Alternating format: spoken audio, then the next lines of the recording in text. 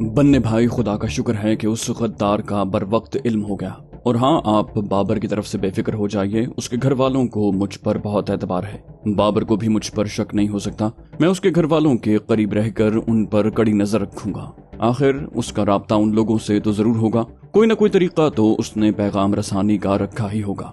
बन्ने भाई, बचकर नहीं जा सकता वो। अब साले को जहन्नम रसीद करके ही वापस लौटूंगा। आप देखते रहिए मैं करता क्या हूँ। आरिफ की जबान मुसलसल चल रही थी। बन्ने भाई ने कहा, हाँ हाँ क्यों नहीं, हमें तुम पर फख्र है आरिफ मियाँ, और हमने तुम्हारे लिए बहुत जल्दी बहुत कुछ कर दिया है। कालिया के बाद बाबा साहब के हल्का खास में अब तुम्हारी जगह ही बनेगी। तुम उस साले बाबर को ढूंढो किसी भी तरह, और हाँ, उसके घर वालों को इस बात की भनक नहीं पड़नी चाहिए।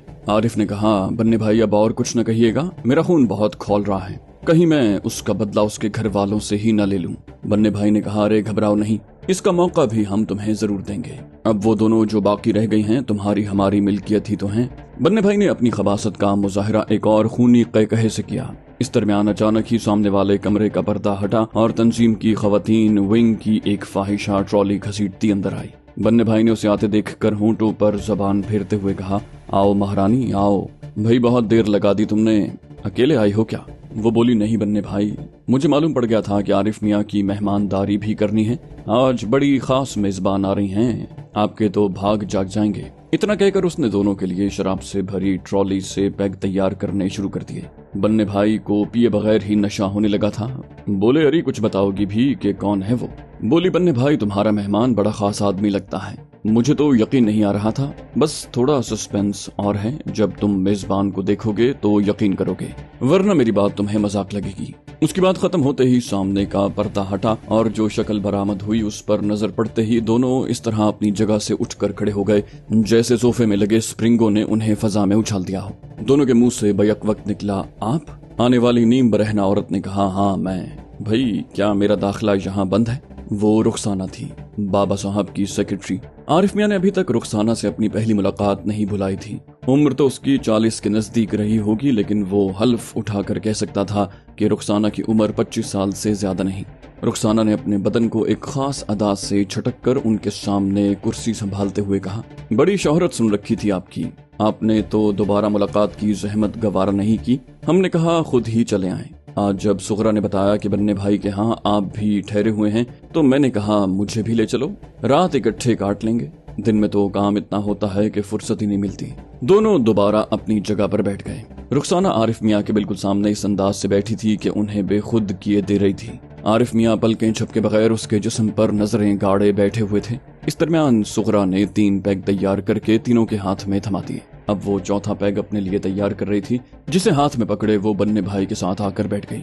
इस दरमियान रुखसाना ने बारी बारी सबसे जाम टकराया और आरिफ के नाम का नारा बुलंद करके एक घूंट हलक में उंडेल कर उनके साथ चिपक गई। रुखसाना कोई मामूली औरत नहीं थी, बाबा साहब की सेक्रेटरी थी। तंजीम के बड़े बड़े लोग उसकी चंद मिनट की रफाकत के लिए तरसते थे। बाबा साहब ने आज तक उसकी कोई बात नहीं मोड़ी थी।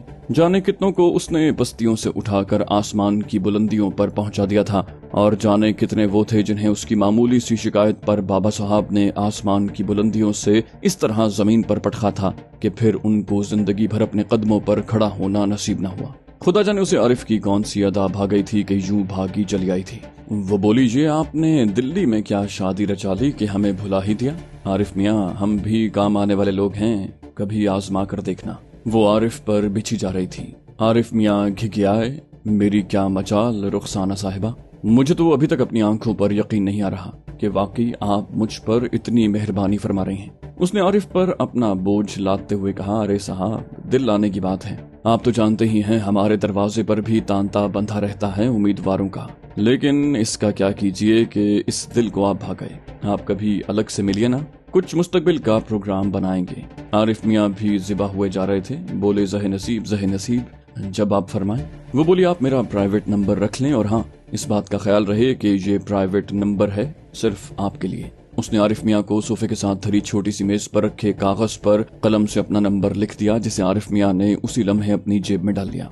आरिफ मियाँ बोले, मैं खुद को कितना खुशकिस्मत समझ रहा हूँ, इसका अंदाजा शायद आपको ना हो सके। आरिफ मियाँ ने अपनी बाहें रुखसाना के गले में हमायल की।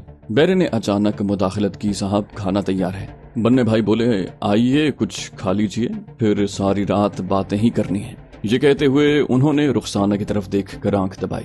आरिफ मियां ने उसी लम्हे रुखसाना के चेहरे पर बड़े वाज़े नागवारी के एहसासात देख लिए थे। उसने बन्ने भाई के लिए अपने जज्बात छुपाने की बिल्कुल कोशिश नहीं की थी। उठते उठते उसने आरिफ मियां के कान में सरगोशी की, जाने ये बुढ़ा खुद को क्या समझता है कमबख्त। मालूम होता है इसे सबक सिखाना पड़ेगा। शायद रुखसाना के दिमाग को शराब चढ़ने लगी थी। आरिफ ने उसके कमर में हाथ डालते हुए कहा, जाने दीजिए, थूक दीजिए गुस्से को। रुखसाना बोली, ठीक है, आप कहते हैं तो जाने दिया। उसने मुस्कुराते हुए अजीब सी हरकत करके आरिफ के जिस्म में सनसनी दौड़ा दी। खाने की मेज पर बैठे आरिफ मियां सोच रहे थे कि ये लोग अंदर से कितने खोखले हैं। एक ही गुनाह में बराबर के शरीक हैं और एक दूसरे से नफरत करते हैं। सिर्फ दिखावे के लिए कभी कभी हंस कर बात कर लेते हैं। दरअसल इन सब को मुश्तरका मफादात ने एक मरकज पर इकट्ठे कर दिया है। आरिफ ने सोचा अगर कभी उनके मफादात बदल गए तो ये एक दूसरे को मार डालेंगे। शायद वही मकाफात अमल होगा। चारों खाने में मसरूफ थे जब कमरे के कोने में रखे सुर्ख रंग के फोन की घंटी बजी। ये शायद बन्ने भाई का खुसूसी फोन था जिसको वो सुना करता था। शराब के नशे में धुत बन्ने भाई ने फोन उठाया तो वो पहले की तरह मुस्तैद था। दूसरी तरफ से जो कुछ कहा गया उसने तो बन्ने भाई का नशा हरण कर दिया और फोन उसके हाथ से गिरते गिरते बचा। बमुश्किल खुद को बन्ने भाई ने संभालते हुए सोफे पर ढेर किया था। आरिफ चौधरी जान तो गए थे कि क्या खबर उन्हें सुनाई गई है जिसने बन्ने भाई के गुब्बारे से हवा निकाल दी है। फिर भी उसने बेचैनी का मुजाहिरा जरूरी समझा। खैरियत है बन्ने भाई, क्या बात है? क्या बात है आप? बन्ने भाई के मुंह से गुस्से से सिवाय गालियों और मुगल्लजात के और कोई ढंग की बात नहीं निकल रही थी। बोले, कालिया साला, कुत्ते का बच्चा भाग गया। एम्बुलेंस में उसने अपनी रस्सियां खोली, एक नर्स को जान से मार डाला और दूसरी करीबुल मर्ग है। आरिफ ने तशवीश जाहिर की, लेकिन ये हुआ कैसे? उसे तो हमने यहाँ से बांध कर भेजा था। बन्ने भाई बोले, समझ नहीं आती, साला जादूगर था। इतनी मजबूती से उसे पहरेदारों ने बांधा था और वो। अचानक आरिफ को एक और ख्याल आ गया। बन्ने भाई ने उसकी तरफ देखा, क्या जैसे वो यहीं से जादू करके कालिया को दोबारा बांध कर ले आएगा। आरिफ ने चबा चबा कर अल्फाज अदा किए, आपके पहरेदार, और बात को अधूरा छोड़ दिया। बन्ने भाई ने फतवा सुना दिया, नहीं, ये उधर के लोग हैं, ये गद्दारी नहीं कर सकते। रुखसाना जो खामोशी से कोने में बैठी थी, अपने हाथ में पकड़ी प्लेट में धरा खाना मुकम्मल कर रही थी। उसे गुस्सा आने लगा था। बोली, बन्ने भाई, क्या बदमज़गी फैला दी है तुमने? अरे लानत भेजो अगर कालिया भाग गया। भागकर कौन सी माँ के पास जाएगा? बाबा साहब के अकीदतमंद उसे जहाँ देखेंगे घेर कर मार डालेंगे। हमारे रंग में तो भंग न डालो। दूसरी फाहिशा को भी खांसी चढ़ गई थी। बोली, हाँ बन्ने भाई, आप तो यूं घबरा गए जैसे ये कोई अनहोनी बात हो गई। अरे अभी चंद रोज पहले ही वो साला इंटेलिजेंस वाला अफसर भी तो आस्ताने से भाग गया था। क्या कर लिया उसने है? उसने शेरगुल के फरार की तरफ इशारा किया। बन्ने भाई ने तशवीश जाहिर की, ऐसा माजी में नहीं हुआ कि एक मर्तबा हमारी गिरफ्त में आने वाला कोई हमारी मर्जी के बगैर जिंदा निकल गया हो। यही बात तो परेशान कर रही है। रुखसाना ने गुस्से से खौलते हुए कहा, बन्ने भाई, अगर अब तुमने इस मौजू पर बात की तो मैं आरिफ के साथ यहाँ से चली जाऊंगी, समझे आप? बन्ने भाई ने खाने की मेज की तरफ बढ़ते हुए कहा, अरे साहब, आप क्यों नाराज हो रही हैं? जबान काट कर आपके सामने रख दूंगा अगर दोबारा मेरे मुंह से ये बात निकली। मेरी क्या मजाल है कि हुजूर के सामने उनकी मर्जी के खिलाफ बात कर सकूं।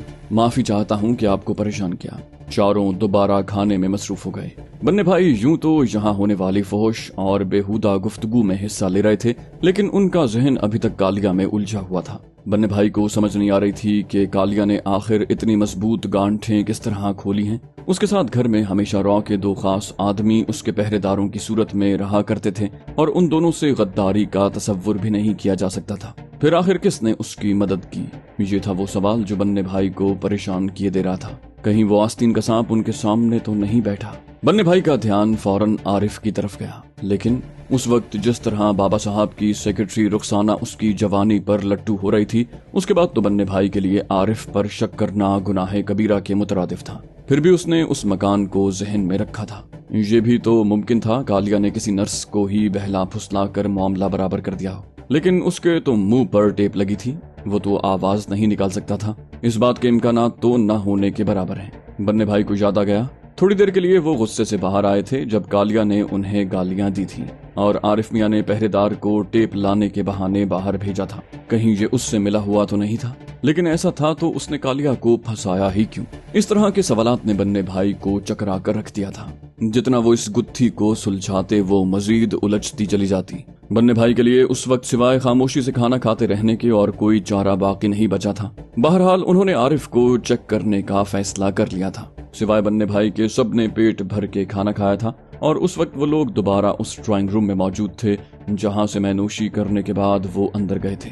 ان کی ہوس بڑھنے لگی تھی، شاید وہ شیطانی کھیل کھیلنے کے لیے خود کو ذہنی طور پر تیار کر رہے تھے جب اچانک ڈرائنگ روم کا دروازہ جھٹکے سے کھلا۔ اس کے ساتھ ہی بننے بھائی کا ایک پہرے دار اندر آ گرا، اسے کسی نے دھکا دے کر اندر پھینکا تھا۔ چاروں کو صوفوں میں لگے سپرنگوں نے اوپر اچھال دیا تھا اور وہ یوں کھڑے ہو گئے تھے جیسے اچانک زلزلہ آ گیا ہو۔ واقعی وہ زلزلہ تھا، ان کی توقع سے بھی بڑا طوفان۔ پہرے دار کے عقب سے ہاتھ میں کلاشنکوف پکڑے کالیا برآمد ہوا۔ کالیا نے خوف سے کپکپاتی ٹانگوں والے بننے بھائی سے کہا، جس ملک سے اس کا تعلق ہے میں نے بھی اس کے باپوں سے تربیت حاصل کی ہے، شاید آج کے دن کے لیے ہی میں را کے ٹریننگ کیمپ میں گیا تھا۔ رخسانہ نے جس کے حواس ابھی تک قائم تھے کہا، کالیا کوئی بے وقوفی نہ کرنا، میں تمہیں اس بات کی ضمانت دیتی ہوں کہ بابا صاحب تمہیں معاف کر دیں گے اور تمہارے ساتھ ہونے والی زیادتی کا ازالہ بھی کریں گے۔ کالیا بولا، خبردار اپنی جگہ سے نہ ہلنا۔ تیرے بابا صاحب کی؟ اس نے بابا صاحب کو موٹی سی گالی دیتے ہوئے رخسانہ کو ڈانٹا، پھر بولا، ان موزیوں کو ایک ایک کر کے ختم کر دوں گا اور تم یہاں سے زندہ جاؤ گی تو ہی اپنے بابا صاحب کو کچھ بتا سکو گی۔ اب تو صبح اس کتے کے پلے کو علم ہوگا کہ اس فرعون کے گھر میں موسیٰ آ گیا ہے جو اس کی سلطنت کے بخیے ادھیڑ کر رکھ دے گا۔ حرام خورو، مجھے تو سمجھ ہی اب آئی ہے کہ تم نے میرے ساتھ کیا ظلم کیا۔ تم نے میرے ضمیر کا سودا اس دشمن سے کیا جو نسل در نسل میرے خون کا پیاسا رہا ہے۔ تم غدار ہو، تم نے اس قوم کے خون کی قیمت وصول کی ہے جس نے اس ملک کی بنیادیں اپنے خون سے استوار کی تھی۔ تم دوبارہ ہمیں غلام بنانا چاہتے ہو۔ تم نے میرے جیسے نہ جانے کتنے نوجوانوں کو گمراہ کر کے ملک دشمنی کے راستے پر ڈال دیا۔ تم وحشی درندے جینے کا حق نہیں رکھتے۔ وہ جنونیوں کی طرح چلانے لگا۔ اچانک ہی اس کے ہاتھ میں پکڑی گن نے شعلہ اگلا اور زمین پر گرے را کے ایجنٹ کا بھیجا قالین پر بکھر گیا۔ اس نے اپنی دانست میں بڑی چالاکی کا مظاہرہ کرتے ہوئے کالیا کی ٹانگ کھینچ کر اسے گرانا چاہا تھا۔ چاروں سہم کر رہ گئے۔ بننے بھائی نے حوصلہ کیا، کالیا تم پاگل ہو گئے ہو۔ وہ بولا، ہاں، اور اب تم اس پاگل پن کا نشانہ بننے والے ہو۔ کالیا نے جنونیوں کی طرح قہقہ لگایا اور 3 گولیاں اس کے سینے میں اتار دیں۔ بننے بھائی کا مردہ جسم قالین پر چند لمحے کے لیے تڑپ کر ٹھنڈا ہو گیا۔ اس صورتحال نے ان پر خوف طاری کر دیا تھا۔ خوف زدہ فاحشہ صغرا کے حلق سے اچانک ہی چیخ نکلی اور وہ دیوانہ وار دروازے کی طرف بھاگی، لیکن ایک قدم بھی آگے نہ بڑھ سکی۔ کالیا کی گن کے شعلے اسے بھی چاٹ گئے۔ موت کے خوف نے رخسانہ کے چہرے کا رنگ زرد کر دیا تھا، لیکن عارف میاں کو امید تھی کہ کالیا انہیں کچھ نہ کہے گا کیونکہ اس نے بھی کالیا پر احسان کیا تھا۔ کالیا نے اچانک ہی اداکاری کی تھی جیسے اس کا پاؤں اچانک بننے بھائی کی لاش سے ٹکرا گیا ہے۔ یہ عارف کے لیے بھاگ جانے کا سگنل تھا۔ عارف نے موت کے خوف سے نیم مردہ رخسانہ کے بازو کو جھٹکا دے کر اسے اپنی طرف کھینچا اور کمرے کے دوسرے دروازے سے بھاگتا چلا گیا۔ رخسانہ اس کے ساتھ کھچی چلی آ رہی تھی۔ کالیا نے ڈرامے میں شاید حقیقت کا رنگ بھرنے کے لیے ان کے تعاقب میں 3-4 گولیاں چلا دی۔ عارف جیسے تیسے اسے بھگاتے ہوئے اپنی کار تک لے آئے تھے۔ کار کے کھلے دروازے سے اس نے رخسانہ کو پچھلی سیٹ پر پھینکا اور بجلی کسی پھرتی سے کار سٹارٹ کر دی۔